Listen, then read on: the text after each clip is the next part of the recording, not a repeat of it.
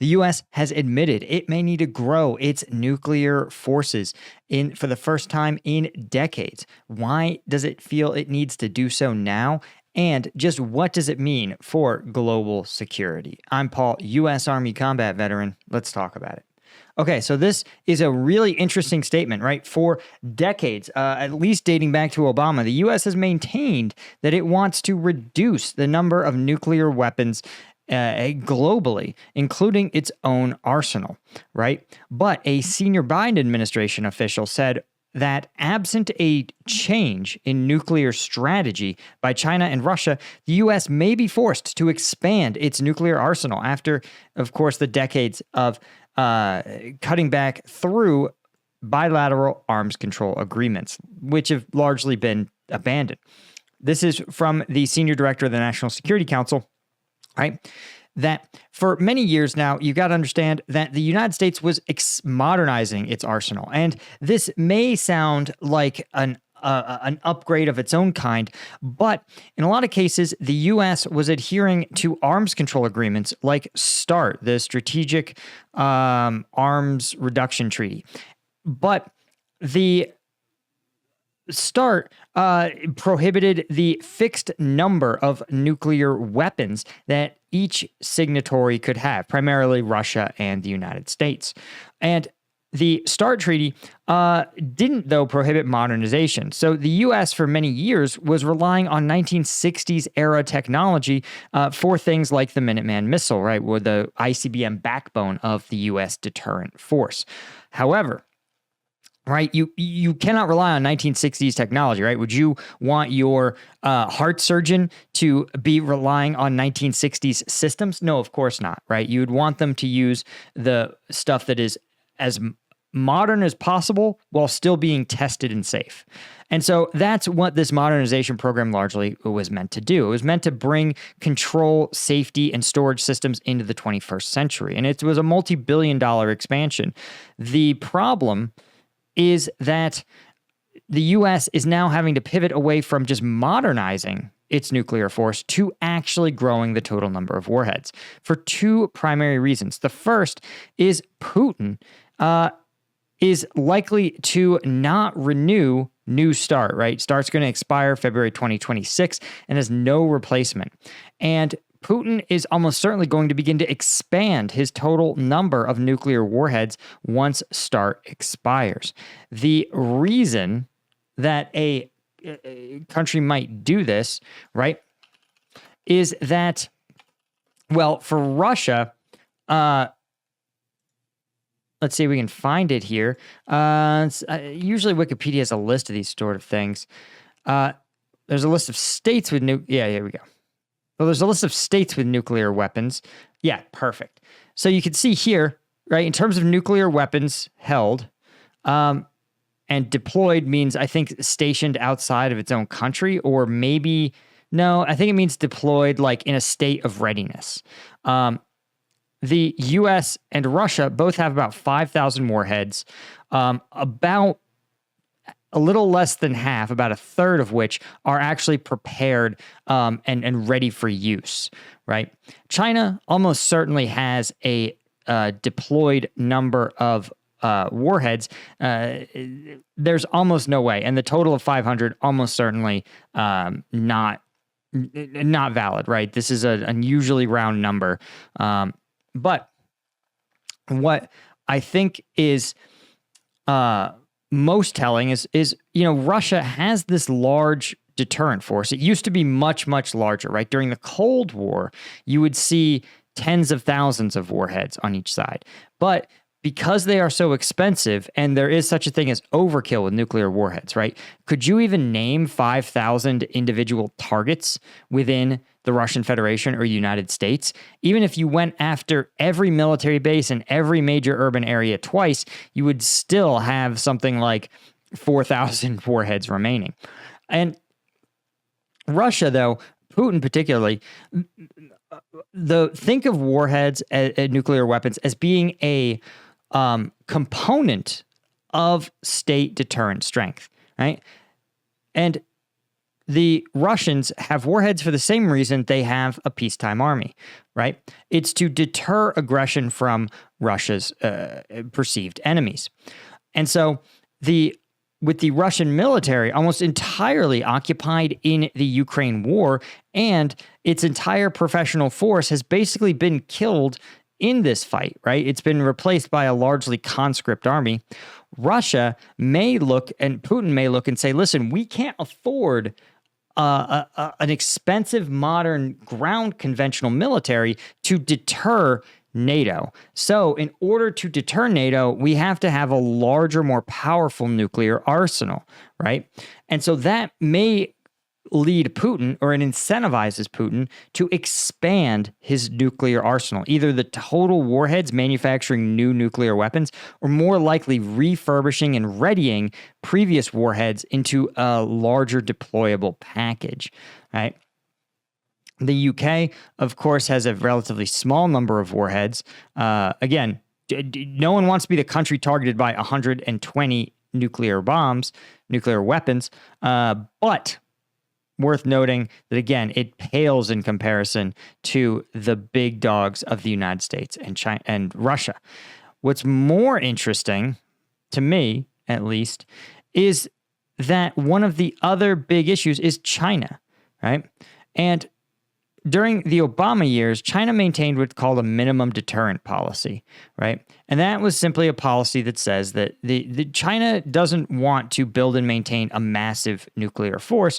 It wants to have enough that it would deter an attack from a neighbor. So they don't need to, they say, we don't need to wipe out the Russian Federation. We just need to have enough nuclear weapons that if the Russian Federation or United States wanted to try to seize Chinese territory, that the cost would be too great for them. And that's something that 500 weapons can comfortably do. Again, could you even name 250 targets throughout the United States? And China could hit them all twice. But we know that China has a very, very heavily invested in rocket force, and it does form it does maintain a deterrent force, but it probably doesn't disclose the total number of its deterrent force. And according to, at least per this statement, China is escalating and expanding its nuclear arsenal. So this 500 number, again, which was cited by, let's see here, 2020, estimates in 2020 and 2019, those were 4-year-old estimates. In 4 years, China can really significantly expand its nuclear power, its nuclear deterrent. So in the face of two nuclear powers, the U.S. may sit there and say, listen, we need to expand our own arsenal. It says here, China's on a path to match the number of American and Russian deployed nuclear weapons by 2035, according to the Pentagon's public estimates. So the U.S. is especially worried because, remember, while China and Russia have been historically rivals as much as they've been friends, lately they are behaving in quite an aligned way. China is, of course, purchasing Russian raw materials, sustaining their economy, and China is selling Russia a lot of dual-use equipment that it's using, repurposing for its military operation in Ukraine. So the fear of the United States would be that if Russia and China aligned each other, then the U.S.'s nuclear deterrent force could suddenly be outnumbered by 2-1, necessitating the U.S. to expand their own deterrent force, right? And then Russia would look and say, well, the United States has a bigger deterrent force. We need to bring our own warheads up to line. And so you see how quickly this kind of thing can expand and become an arms race, right? And the U.S., again, as part of its modernization program, is developing a new, more potent nuclear weapon. They use the word gravity bomb, guys, but that just means it's a bomb that's carried to its target by gravity, i.e. it's dropped from a plane. And it's meant to penetrate hardened or very large military targets, right? And for now, as they say, the U.S. is modernizing, improving its nuclear arsenal, but not expanding it, right? But he's warning, without a change in the trajectory of this arms buildup, there may be a need to increase the number of currently deployed nuclear weapons, right? And the U.S. has tried repeatedly, as recently as last year, to bring China into an arms control talk, to say, listen, China, we should agree to some level of nuclear deterrent size so we don't get into an expensive, pointless arms race. The U.S. has tried to engage Chinese on nuclear safety issues and recently conducted some talks in Geneva to see if it would at least be possible to agree that artificial intelligence should never control nuclear weapons, among other limitations. So the U.S. remains a strong advocate for common sense arms control, but it's hard when China it just simply doesn't have the same kind of internationalist viewpoint that the U.S. does, right? China and the Chinese Chinese Communist Party maintains that it is explicitly exists to do right and to advocate for the Chinese people, right? So if a world free of nuclear weapons or a world with less nuclear weapons is also a world where China is marginally less powerful, then China's going to be like, no, we don't want that, right? And that's not like a knock. It sounds like I'm making a knock. It's just a Chinese outlook, okay? This is just, you just have to understand that Chinese interest is places Chinese citizens first and foremost. So the difficulty, again, as they point out, is that Russia and China may coordinate their nuclear policies, and that if they both agree to not engage in the United States, as this is just peak Pentagon euphemism, that Russia and China failure of Russia and China to engage in meaningful negotiations, code for Russia and China collaborating and rearming. Mr. Vadi said that would, quote, force the United States and our close allies and partners to prepare for a world where nuclear competition occurs without numerical constraints. Which, of course, is code for arms race. And you notice that the U.S. does have some partners and allies, right? The United Kingdom, France, India are all nuclear states that could also, if they so chose, expand their arsenals. Now, the UK has a pretty robust anti-nuclear weapon lobby, as does France to a lesser extent. India, of course, very nationalist and likely fairly willing, but India's deterrent force exists as a deterrent force against Pakistan. And would India be willing to become another U.S., Russia, China level deterrent partner? I think it actually may, given that India's forecasted to become one of the largest economies in the world. And while they certainly are their own actor, as another democratic state and a state that really has a pretty love-hate relationship to China, lately an emphasis on hate, it's likely India would become another strategic nuclear player. Now, guys, if you're looking to step up your own game, you don't need to modernize your weapons. You may just need a little bit of a boost. And that can come from Strike Gum. 90 milligrams of caffeine in every piece, 100 milligrams of alpha GPC, zero sugar. It's better than an energy drink in basically every way. And best of all, you can get it on strikegum.com, where we've just launched our 5-pack. So if you're looking for a way to get, just that right number of packs for you, you could put one in your glove box, put one in your gym bag, keep one at home, and keep one at the office. That is going to be recent. We just recently launched it. It's for sale on strikegum.com. That's where you can get your military discounts, etc. But you can also go to Amazon and pick it up. And that way you can just do the one-click ordering. Of course, if you already have had your Strike Gum, you know you love it, and you're looking for the best deal possible, that's going to be your tray. So check it out, strikegum.com or on Amazon. Link is in the description, as always.